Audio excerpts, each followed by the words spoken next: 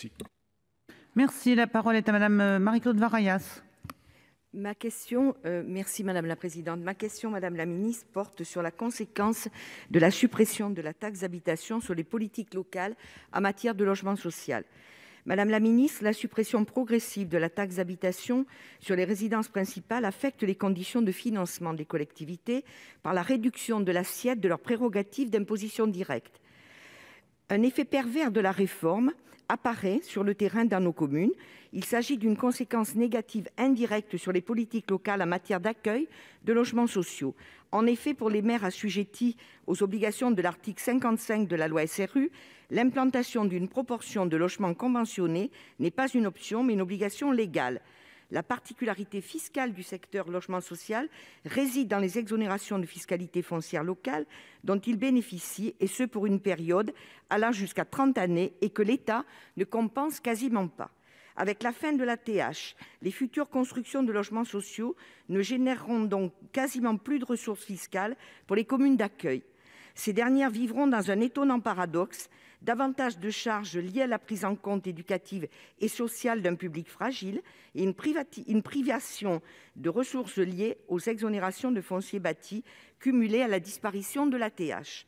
Enfin, dans les départements ruraux moins denses, le logement social fait l'objet d'un surfinancement par les collectivités locales concernées, car le plus souvent, en plus des subventions qu'elles allouent aux organismes au titre de leur politique locale de l'habitat, les communes fournissent le foncier, les dessertes, la viabilisation, l'entretien des espaces attenants.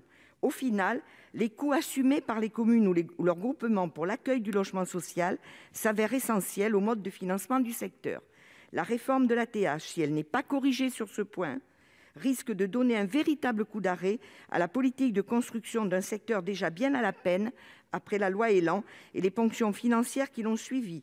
Je vous remercie, Madame la Ministre, de m'indiquer les modifications susceptibles d'être proposées pour corriger cette situation. Madame la Ministre.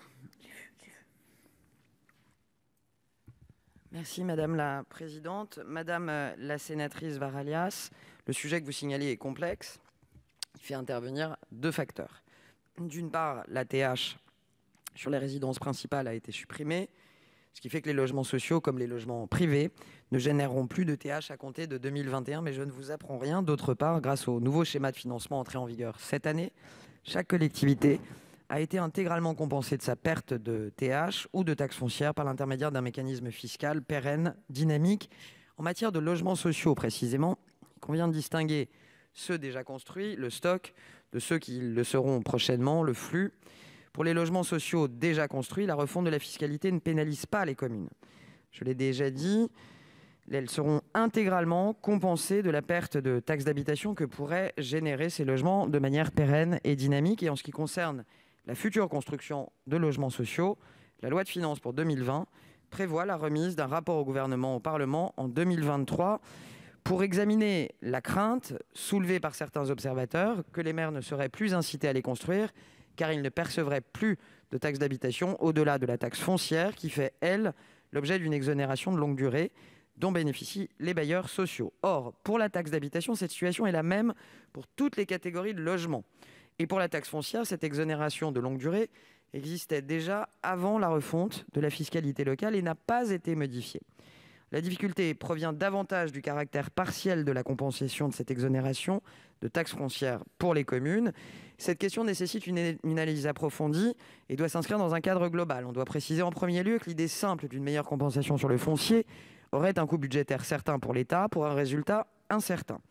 Dès lors, d'autres éléments doivent être pris en compte. Il est désormais rare que les programmes immobiliers ne visent à construire que des logements sociaux. Généralement, les programmes intègrent désormais des logements sociaux et des logements privés. Ces derniers généreront bien une recette de taxe foncière pour la commune. Ensuite, si l'exonération de taxe foncière sur les logements sociaux est de longue durée, elle reste temporaire. Les logements sociaux construits généreront donc bien de la taxe foncière pérenne à terme. Enfin, Madame la sénatrice, la part de logements sociaux continue de jouer pour toute une série de dotations de l'État, notamment la péréquation qui favorise les communes accueillant des logements sociaux, des SU, des PV, ou celles qui accueillent de nouveaux habitants, DGF. Je vous remercie. Merci. Madame Varayas. Je pense qu'on aurait pu effectivement, comme mesure, si vous voulez, pour répondre à cette préoccupation, peut-être prévoir une base de taxe d'habitation, une base plancher attribuée à chaque logement qui bénéficie de l'exonération du foncier bâti durant la période d'exonération du foncier bâti.